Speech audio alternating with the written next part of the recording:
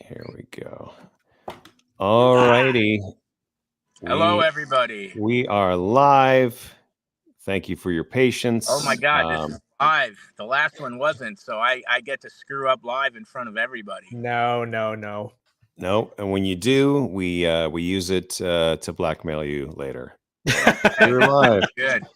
That sounds good. So I'm in my car. You might want to explain because people are wondering why I'm in my car, but I am outside of St. Monica's where I just attended, and there's no really place. I really can't go inside the church with my laptop and do this.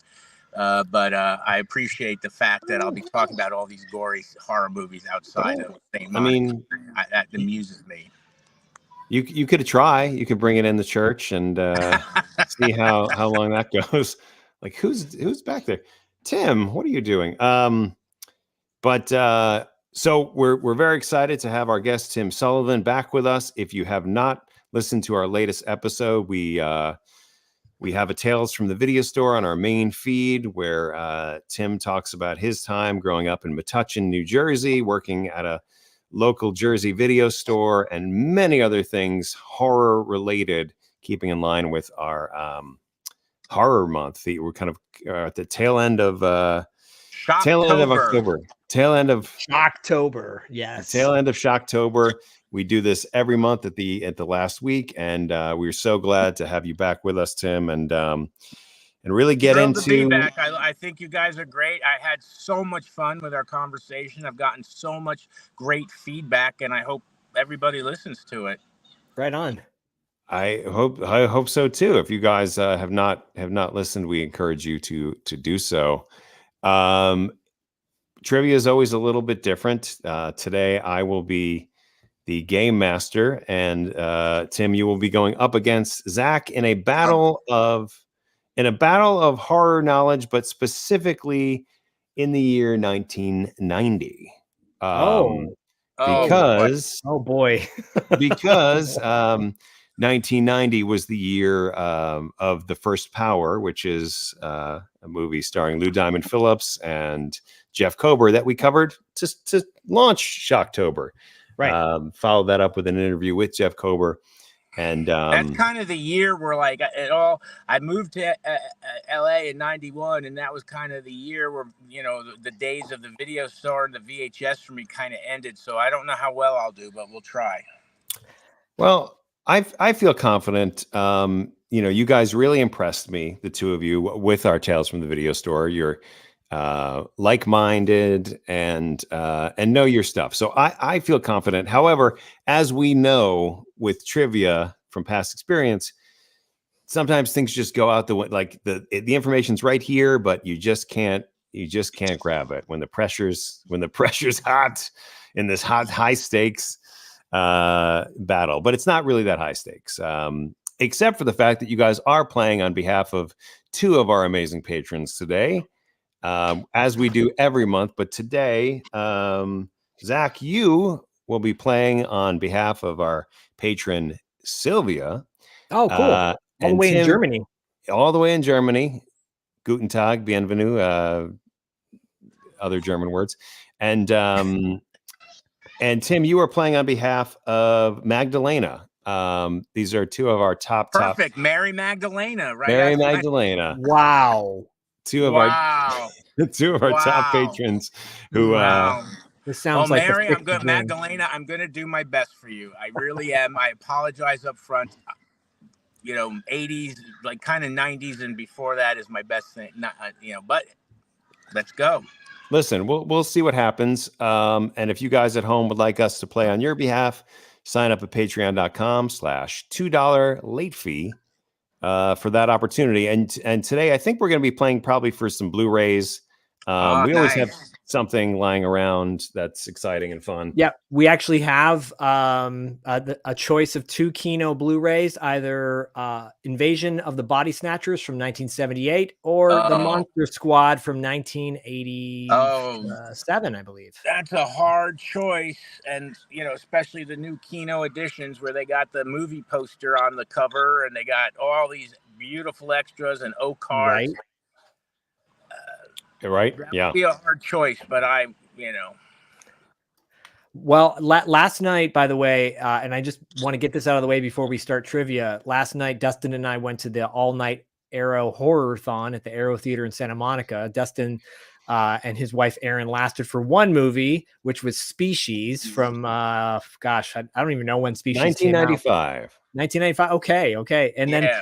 the second movie was, well, it's got two names. It's called People Toys or Devil Times 5. I don't know. Oh, if I you've love Devil Times 5 with Leif Garrett. Leif Garrett, Oh, little yeah. kid, And 5 I little don't know if you kids. noticed it, but if you watch it, suddenly his hair gets really long and he starts Yes. dressing like a girl. Yes. Well, the reason why is they were filming it, and he had, he had shorter. I think he had longer hair or something. And then when they came back to finish it, he had cut his hair, so they had to give him this wig that looked very much like a Right. chick. So they Right. started. All of a sudden, he was like cross-dressing, and it's Right. very Yeah. disturbing because he and his sister and his mother was in it, and they have to do that scene where she's naked in the bathtub. That's his mom? Yes. What? I know, and his sister. So no wonder he ended up so fucked up later on. Wow, yeah, that movie explains a lot. If people have not seen Devil's Times 5, Vinegar Syndrome just put out a 4K version of it. Yes. And, it's bonkers. It's got Boss Hogg from Dukes of Hazzard before Yep. he was Boss Hogg. Yeah. It is wild. It is literally like psycho kids inflicting doom and gloom on a bunch of people in the snow in Lake Arrowhead. With a very bizarre relationship between the kids, and one of those great regional films that was a drive-in staple, and it's so great to see it get the love it deserves from Vinegar Syndrome. Yeah, it is great. I mean, when I say great, it is like everything you'd want from a 70s horror film. It is wild. See, those are the trivia things you should have. Sorry. That's all right. Because me and Zach know that movie really well, don't we?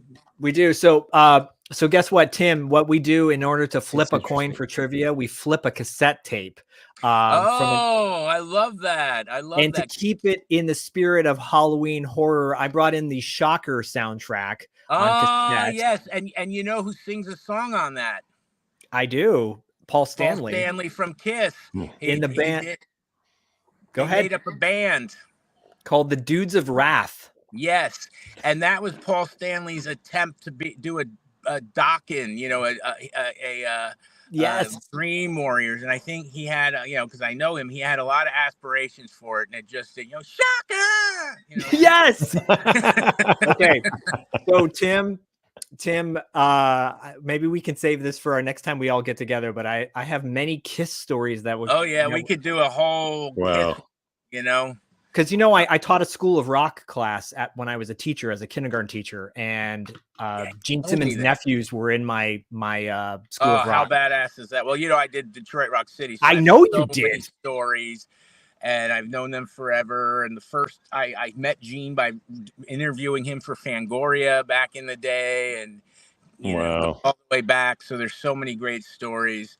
But I think if I get to choose, I want to choose the other side, because I think that probably lists Paul Stanley, the Dudes of Wrath, on it. So, okay. So Shocker, well, Shocker side A, Shocker is on side A and B. There's a reprise at the end on side B. But side one has No More Mr. Nice Guy by Dave Mustaine and Megadeth, of course. So yeah, there's also a great a song called, I think it's called The Sword and the Stone. There is Love Transfusion, No More, Sword and Stone, and that's written by and performed by Bruce Kulick, of Kiss as well. Yes, and of Michael Bolton fame. Yes, you know your stuff. Oh, I do. I went to Kiss conventions back in the day, so. Oh yeah, are you just freaked out by all this, Dustin, or are you? No, it's totally in line with what I was hoping for, and in fact, you're really setting the stage here for a great showdown. So hopefully, if I've done my job correctly, I was trying to set this up to be that if someone just catches fire, they just go 1, 2, 3, 4, 5. We played the first 1 to 5 points, and alternate. the caveat also being that sometimes we just run out of questions, and then it's who's ever in the lead at the end. Yeah. Because we try and keep this punchy. Sure. Well, and if it's okay, I'll take side A of the cassette. You got it. Okay, so So I'm that gonna has flip the it. full version of Shocker. You got it. I absolutely. The guest always comes first, so I'm gonna flip the tape and see what it lands on. And it lands on side 1 or side A. Oh, all right. Okay. With I see that. Shocker! Shocker! Yeah, he never, You know, he never sometimes- did that in concert. I wonder why, even on his solo tour. We He got never a great song for you tonight. It's from a Wes Craven movie. You might know him from Nightmare on Elm Street. Hello, Baltimore. It's called Shocker. Yeah, come on. just like a regular segment where the two of you are just doing Paul Stanley impressions. And I think that's amazing. I can do them all. Hey, it's Ace Frehley. How you doing, Zach? Me and Peter Chris, we went and saw Texas Chainsaw Massacre when it first came out, and it was scary, man. I mean, we were stoned and high, and we were just on the floor freaking out. Oh my God, Dustin, I think we got that's a true story, by the way. What's that? Say that again. That's a true story. Ace and Peter did go see Texas Chainsaw when it first came out by themselves, and they were terrified. Oh my God. Oh my God. Oh my God. Let's get into this. Let's get into this. All right. Sorry, all these segues. No, these segues. These segues are the meat of this, segment. Yep. Oh, I forgot it's live. Oh my God, I'm sorry. And we are live, and Magdalena and Sylvia, if you guys are watching, just give a little comment, a little hello, and we'll say hello back probably. But okay, so Tim, you were going first. I'll ask a question. Tell me the rules. No, you're going to tell me the rules. Yeah, so I'll ask you a question. There's no time limit exactly on this. Most of these are multiple choice. And if you get the question right, you are awarded a point. And we're playing the first 1 to 5 points. If you get the question wrong, Zach has the opportunity to steal. And if he steals, obviously he gets a point. If he gets it wrong, he doesn't. And then we go back to you. Like Family Feud. Yeah. So you're the Steve Harvey. Exactly. Not the Roy Combs. Exactly. And there's Dawson. There's Sylvia. Hello, Sylvia. Woo. Where it's if Dustin was Richard Dawson, he'd be kissing everybody and then getting canceled for it. I'd be kissing through the screen, and it would look really weird. Be like, how you doing? Like, what's wrong with you? All righty. So let's get it going on. So Tim, first question to you. This month on $2 Late Fee, as I mentioned, we covered the 1990s The First Power, starring Lou Diamond Phillips and Jeff Kober. But there are many other movies with the word power in the title.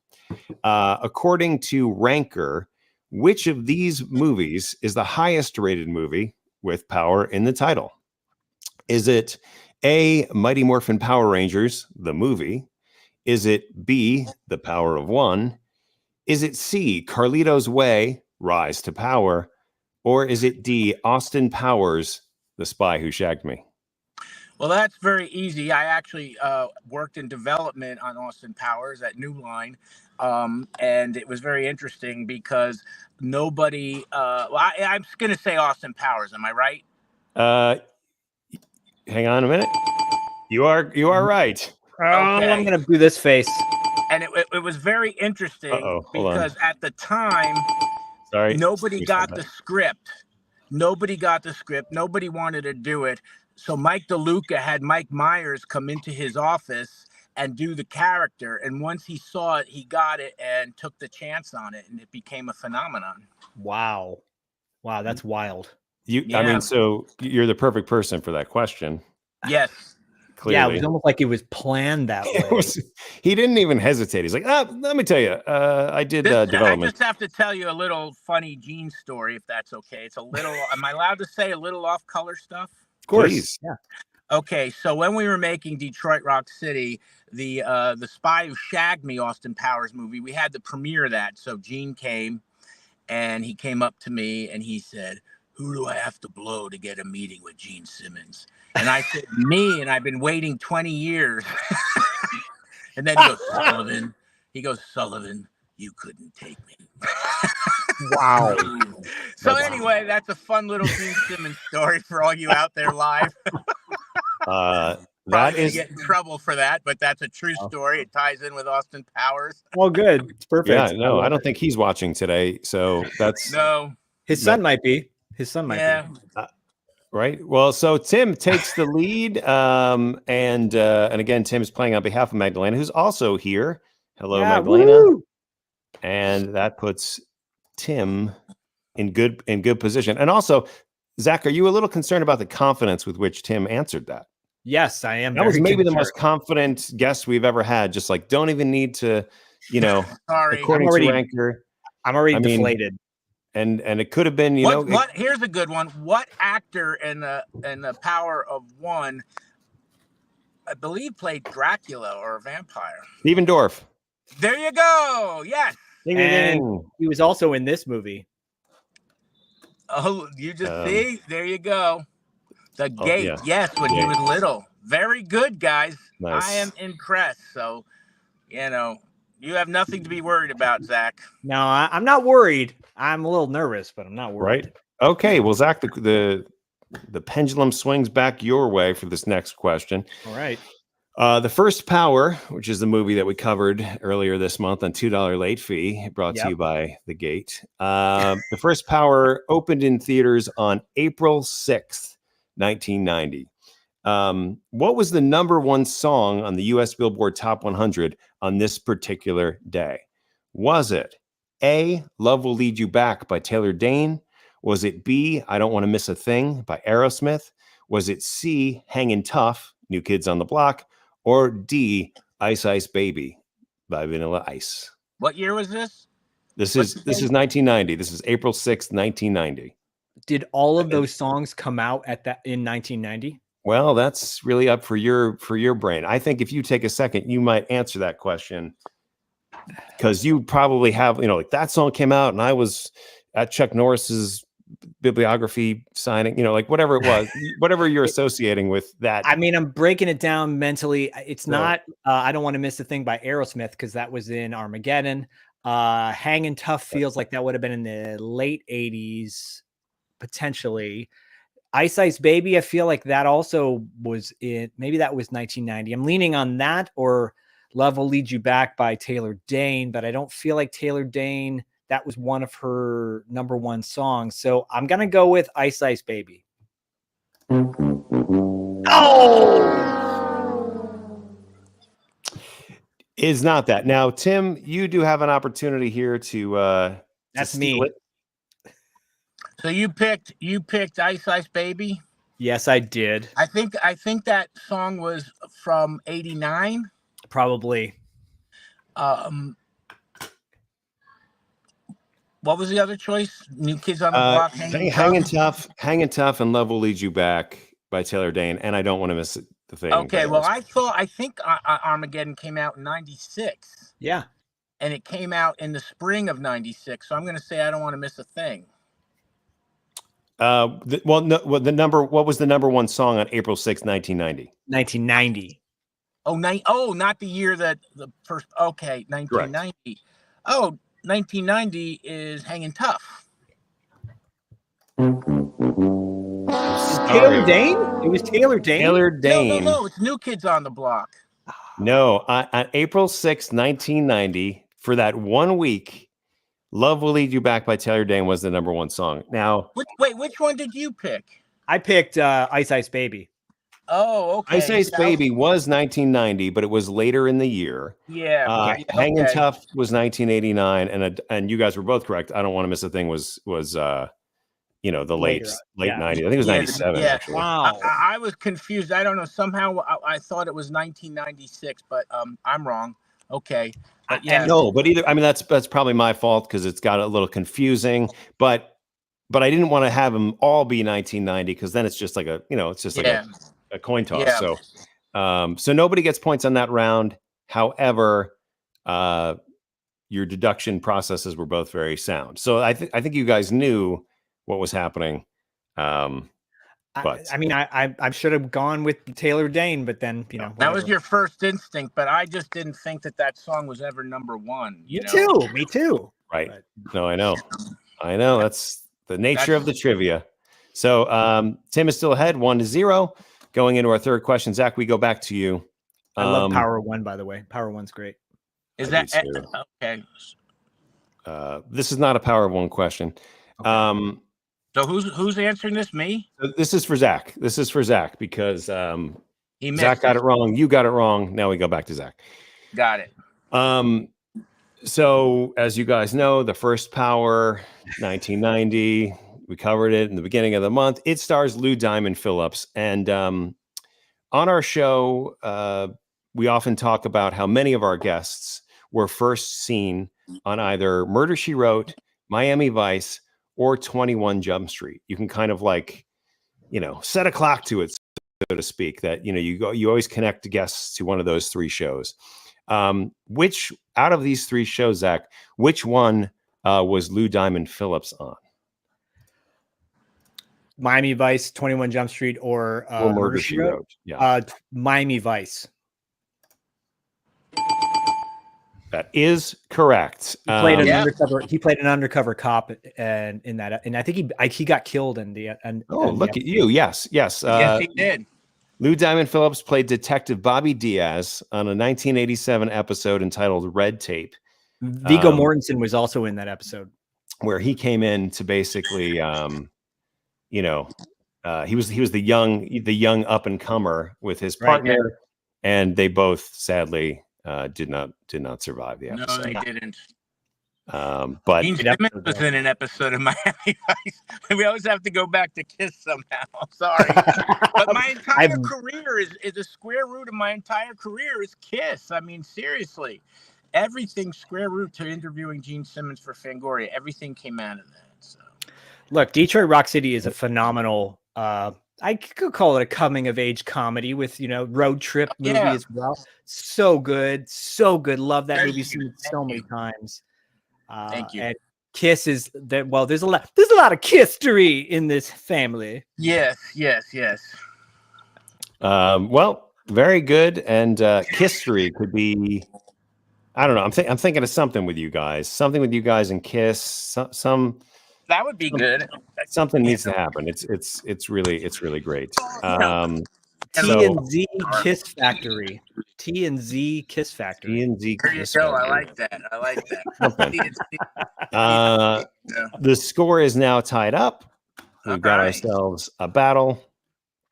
As I said, kind of before we started this game, that you guys really impressed me with your knowledge in our Tales from the Video Store episode. And if you're just joining us, everybody, that's now out on on all of our main feeds. Check it out. Places. So you should definitely go listen to that. It's really good. But so in line with you guys knowing your stuff, we are pulling off the training wheels for this next set of questions. And there will be no multiple choice. The way this is going to work is I'm going to provide an IMDb description of a horror film that came out in 1990, and you're going to give me the title of that film. And I will need the exact title for this to get you the point. Okay. But there were a lot of interesting movies in 1990. When I was digging in, I was like, oh, of course. Some of them obviously really well known. Most of these are going to be a little more obscure. But again, this is not a problem because you guys had a conversation about Devil Times 5 that I think the average person would. 1990 was my last year in New Jersey, and then I moved to California February '91. So we'll see. We'll see. Yeah, same way. I'm same boat. We'll see. So again, I'm going to ask a question to Tim. If you get it wrong, Tim, Zach has the opportunity to steal, and we'll see where we are at the end of this this set of questions. This could be super fast. This could be, I don't know. I'm excited. I don't know. Okay, let's go. Okay, so here's your description. In a showdown of man versus machine, Martin plunges into a chaotic nightmare trying to save his mind from the megalomaniacal corporation. Brainwaves? I'm sorry, say that one more time. Brainwaves? Sorry. Zach, you have a chance to steal. Can you read the synopsis again, please? In a showdown of man versus machine, Martin plunges into a chaotic nightmare trying to save his mind from the megalomaniacal corporation. Oh, God. So many movies that came out in 1990 that could fit that. But it's got to be like a straight to video. Yeah. Like Trimark or Vidmark kind of movie. Yeah. I feel like it's like Cyborg 2 or something. I'm gonna go with Lawnmower Man 2. That's what I'm gonna go with. I'm sorry. So Tim, you were so close. It's Brain Dead. Oh, shit, that's what I meant. Brain Dead. Brainwaves is with Eddie Furlong. Yes. I meant Brain Dead. Very, fuck. very, very, very, Look very, out. very. Tim is so mad with himself right now. I love it. I meant to say that. Well, very, very close, but unfortunately, can't. Well, I got brain. You probably thought when I said brain, you're like, "Oh, Tim's got it," and then I said dead. You're like, "No, yeah." And the signal kind of went a little strange, so that's why I asked you to repeat it because maybe he's got it. See. I think he might have said brain dead. No, I didn't. We did not, but very close. So it comes back to you, Tim, because Zach also got it wrong. Our next description is: a fugitive Marine finds a genetically re-engineered dog psychically linked to a deadly monster created in a lab experiment gone awry. The man, the dog, and a lab assistant come together to stop the escaped monster's rampage. I don't know. Zach, would you like to steal? The Watchers 2. Watchers 2. Watchers 2 is correct. It was with Tracy Scoggins and Mark Singer. That is also correct, but you don't get points for that. Oh, come on. Very good.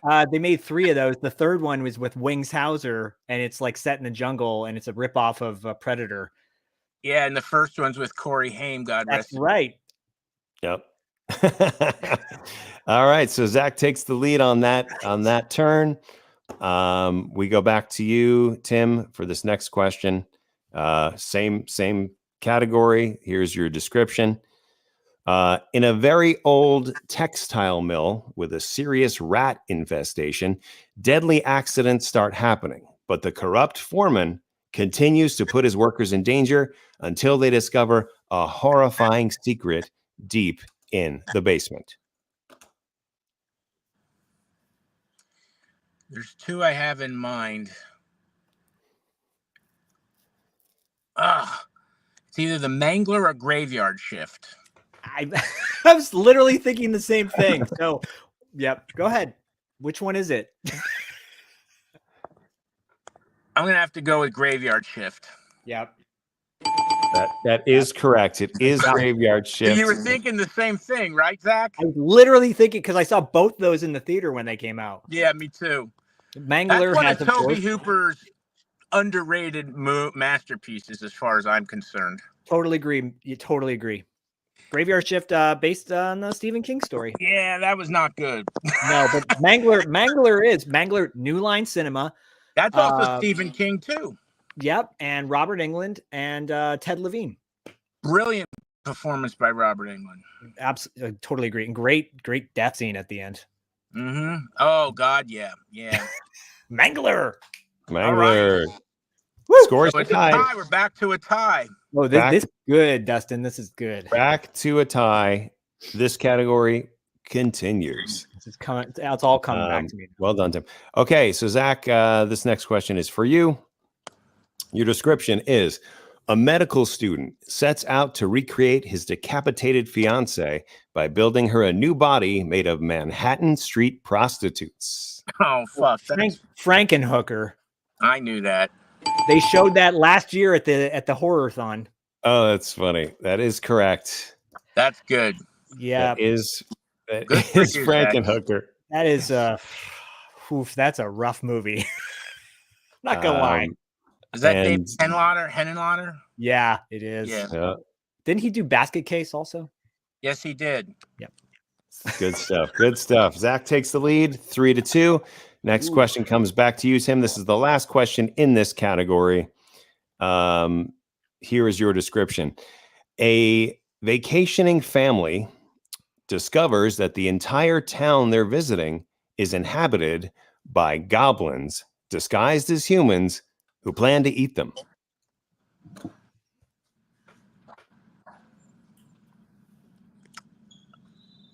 Goblins 3. That is incorrect. Zach, would you like to steal? I don't think I know this one. This is tough. At first I was like, oh, it's got to be Troll 2. Oh yeah, that's what I meant. That's what I meant. I'm gonna go with Troll 2. I mean, it is Troll 2. That's what I was thinking of, the Troll one. And there is no that's like considered the worst film of all time, one of the worst films. And is there a documentary about the making of it? There is. It's like you can take any scene from it and put it in a, how not to make a movie. There is no Goblins 3, right? No, I don't think so. I don't think so. Right. Yeah, I was trying to think of what's that worst movie, and I forgot. It was okay. Very good. But yes, Zach takes that. Wow. 1 point away from a win, leading 4-2. I'm sorry, Magdalena. I'm trying. Listen, mean, and this is the it's Tim's turn next, so he can. Well, twice I had it in my mind and said the wrong thing. I was thinking of what it was. Anyway, that doesn't. You popped it in my head. But it goes back to you, Tim. We're now back in our multiple choice. We're now going to put the training wheels back on.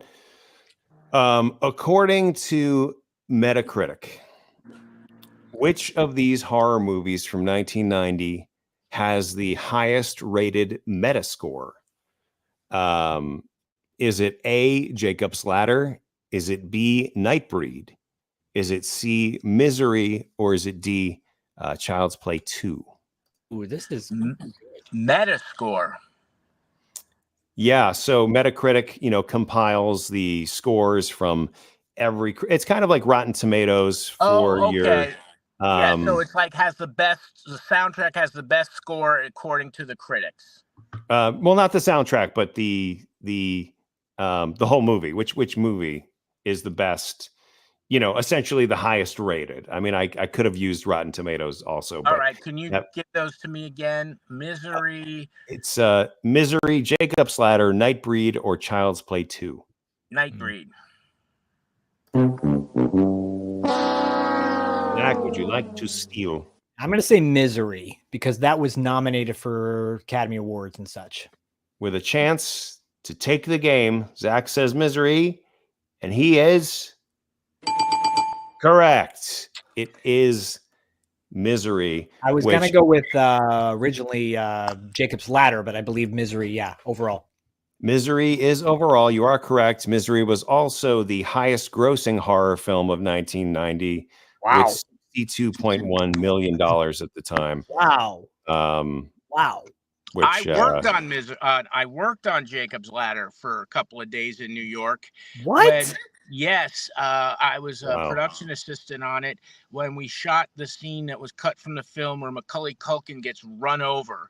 Yeah, and it was done with a dummy, and it was everyone who we filmed it just was so bummed out by it they cut it from the film. Oh my god! Awesome. Wow, it was so upsetting. Wow, that is crazy. Wound up. Well, Zach, I told you I'm sorry, Magdalena.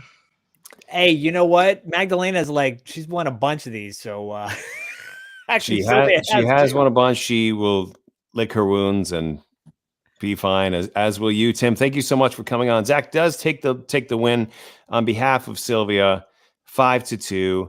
And if you'd like us to play on your behalf, sign up below at patreon.com/Drew.Leafy. I think man, you slaughtered me, dude. This was this was a little bit of a different style in terms of, taking away the multiple choice.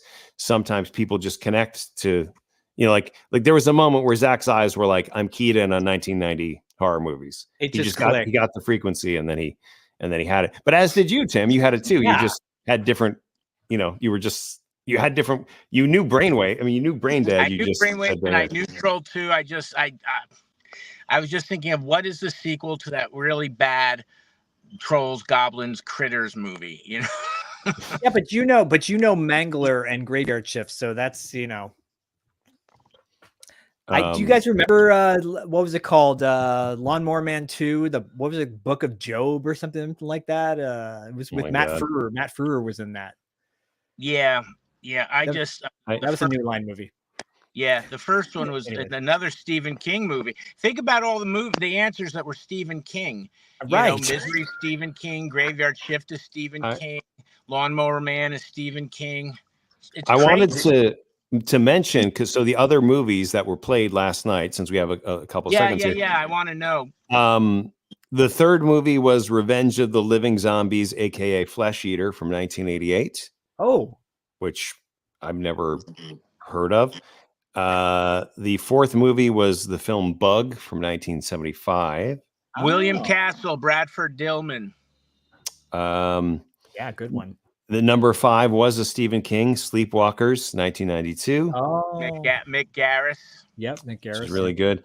And then the final movie, which I've never heard of, which sounds amazing, is called Black Roses from 1988. Oh, with Frank Dietz. Our guest at the Tom Holland breakfasts. Oh, yep. That's incredible. Yeah. So that's Frank. I was literally just talking about Black Roses to Frank a couple weeks ago. Yeah, you were.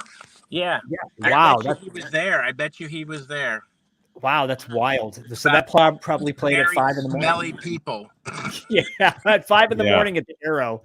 Wow, that's wild. Yeah, exactly. Well, I got to say that this was one of the more enjoyable trivias we've had. And Tim, like having you as a friend and a guest on the show is really, really special. And looking forward to doing more fun stuff with you on 2 Yeah, this has been so much fun. Even though I lost, I've had a blast. Awesome. I mean, and to be fair, like I was kind of setting the bar really high because I knew that you had a lot of knowledge. It was not I was not going to do any like this question's worth 9 points and you could still win at the very end. Like I wasn't going to do any of that because I knew that wasn't what we were talking about here. You don't want to ask questions like who played Freddy Krueger. No, we don't. We go. No, I mean, seriously, we don't want to go there. No, we are not. No, we are not your average podcast. And that was Bill Pullman, right? Who played Freddy Krueger? Absolutely. Yeah. Yeah. And Robert Englund was the president. Actually, it was Jackie Earle Haley. Nice. That's amazing. Well, thank you. Good one. Who played Freddy Krueger in the remake? That me will know that, but a lot of people wouldn't. Like I think a lot of people forget that Jackie Earle Haley was a kid. He's Bad News Bears, Yeah, Bad News Bears, and he's great in that. Watchmen. Yeah, Watchmen. And then what was the one he won the Oscar for playing a pedophile? Oh yeah, yeah, that was with Kate Winslet, I believe, was in that movie. And he was also in Damnation Alley.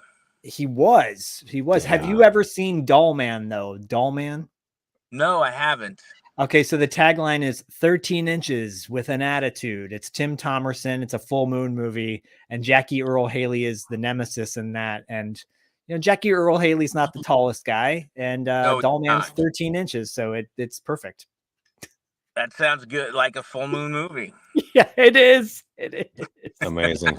All right. Well, we'll end the stream. Been a blast.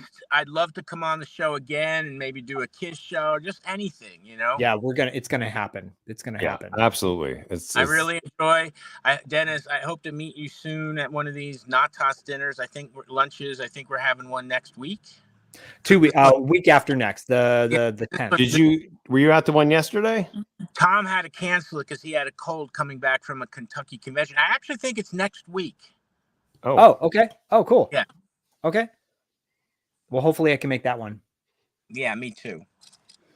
If not, and hopefully you can too. Come on, Dustin. Yeah. Hopefully. And no more Mr. Nice Guy. Yes, that's right. That's is that Alice Cooper?